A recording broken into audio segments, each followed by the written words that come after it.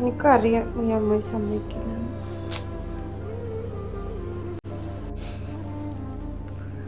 Hello, നീ എന്താ വിളിച്ചിട്ടൊന്നും എടുക്കാത്ത?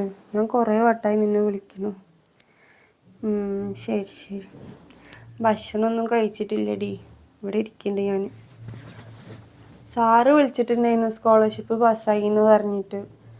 അമ്മായി സമ്മതിച്ചില്ലടി ആ പൈസ മേടിക്കാൻ.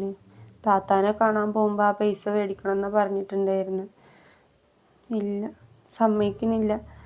സാരല്ല, കുഴപ്പമില്ല. ഞാൻ ഇനിയിപ്പോൾ എന്ത് ചെയ്യാനാ?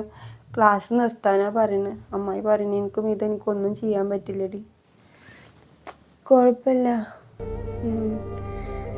എന്ത് ചെയ്യാ? ഉമ്മയും ഇപ്പം ഉണ്ടെങ്കിലല്ലേ നമ്മുടെ ഓരോ നേട്ടങ്ങളും കണ്ട് സന്തോഷിക്കുക. അതുപോലെ ആരെ കൊണ്ടാവില്ലല്ലോ. അതാണ് എന്തോ പറയില്ലേ, കണ്ണുള്ളപ്പോഴേ കണ്ണിൻ്റെ വില അറിയുള്ളൂ എന്നൊക്കെ. അതുപോലെ ആയി ഇപ്പം എൻ്റെ കാര്യങ്ങൾ. ഇല്ല, നിനക്ക് എന്നെ വിളിക്കണമെന്ന് തോന്നി, അതാ വിളിച്ചിട്ടുണ്ടെന്ന്. ഈ തിരക്കാണെങ്കിൽ വെച്ചോ, കുഴപ്പമില്ല.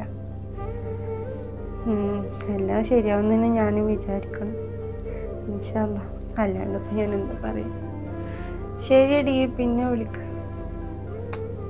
ശരി എന്നാൽ, അസ്സലാമു അലൈക്കും.